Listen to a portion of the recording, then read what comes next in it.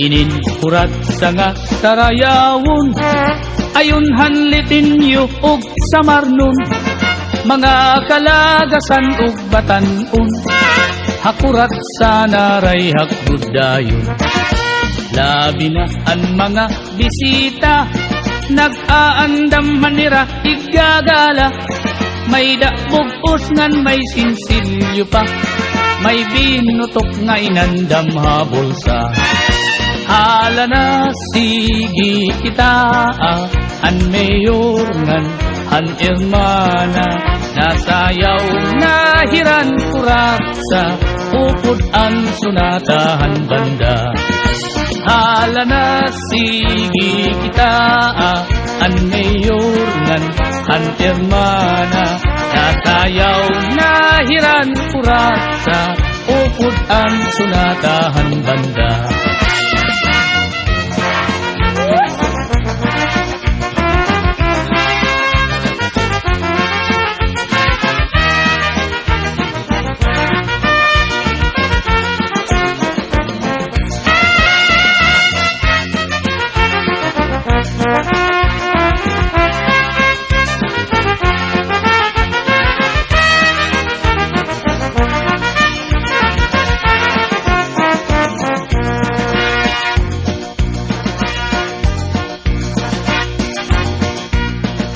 Sikat good labi kun may patron, mga dayo lain-lain nga nawong, an kadam-an na adto haplasa, nag-aarig hintag kuratsa.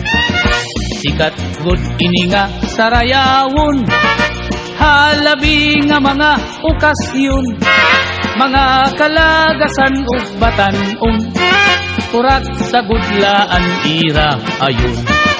Hala na sige kita, kay nasayaw na ang bisita, maupay an pamustura, kay damo hayaan nagala. Hala na sige kita, kay nasayaw na ang bisita, maupay an pamustura, kay nagkakalupad ang kwarta.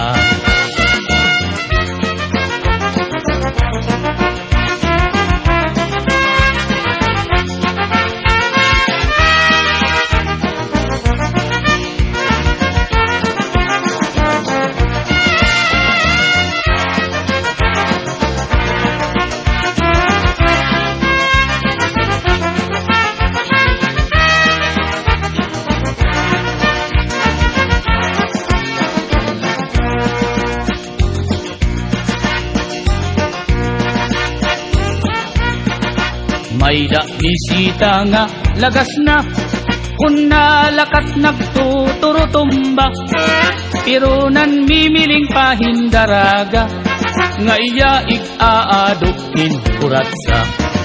Mga tao kinan hipausa, kay an lagas nag-iba an porma, pagsayaw la niyahin kuratsa, nagluluhod-luhod nga nadupa. Hala na sige kita, kay nasayaw na ang bisita, maupay an pamustura, kay damo hayaan nagala. Hala na sige kita, kay nasayaw na ang bisita, maupay an pamustura, kay nagkakalupad ang kwarta.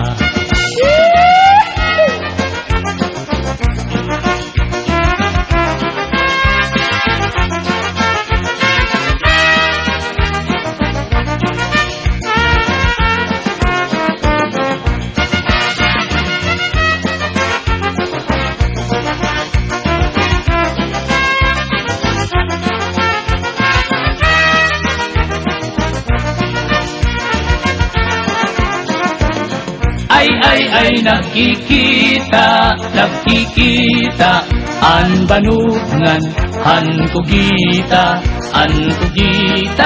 makapyuton, an banu madinagit nun. Ay nakikita, nakikita, an banungan, an tugita makakyuton, an banug madinagit mo.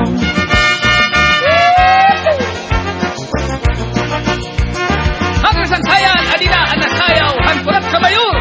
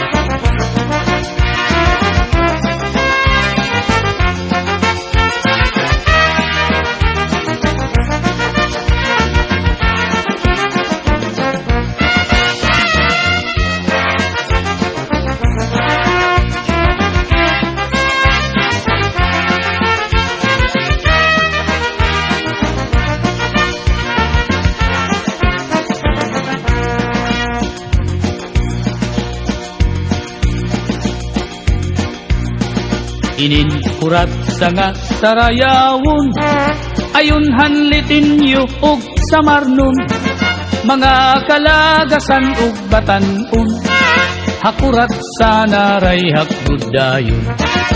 Labi na ang mga bisita, nag-aandam manira igagala, may dabog ngan may sinsilyo pa, may binutok nga inandam habulsa.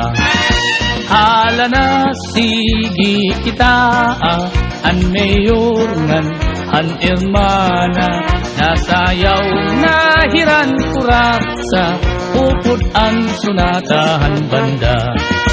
Hala na sige kita, an mayor ngan an irmana, nasayaw na hiran kurat sa upod ang sunatahan banda.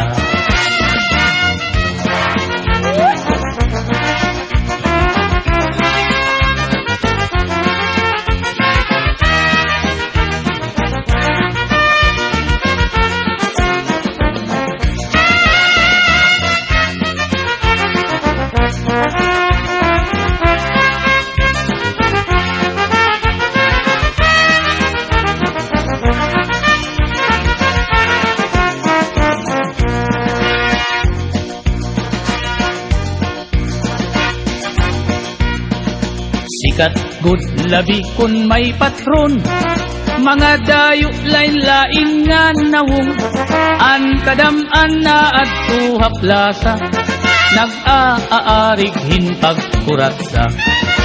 Sikat good ini nga sarayawon, halabi nga mga okasyon, mga kalagasan ug batanon, kurat sa gudlaan ira ayon. Hala na sige kita, kay nasayaw na ang bisita, maupay an pamustura, kay damo hayaan nagala.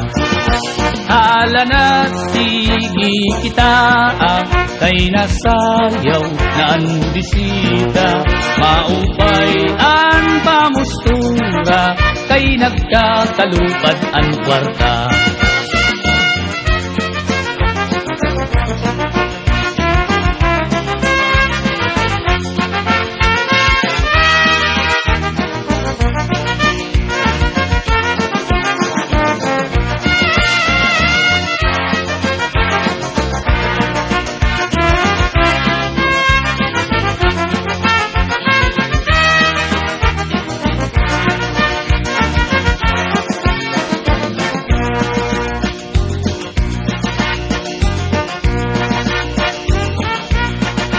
May da bisita nga lagas na, kun nalakat nagtuturutumba, pero nan mimiling pahindaraga, nga iya ig-aadukin kuratsa. Mga tao inan hipausa, kay an lagas nag-iba an porma, pagsayaw la niyahin kuratsa, nagluluhod-luhod nga nadupa. Hala na sige kita, kay nasayaw na ang bisita, maupay ang pamustura, kay damo hayaan nagala. Hala na sige kita, kay nasayaw na ang bisita, maupay ang pamustura, kay nagkakalupad ang kwarta.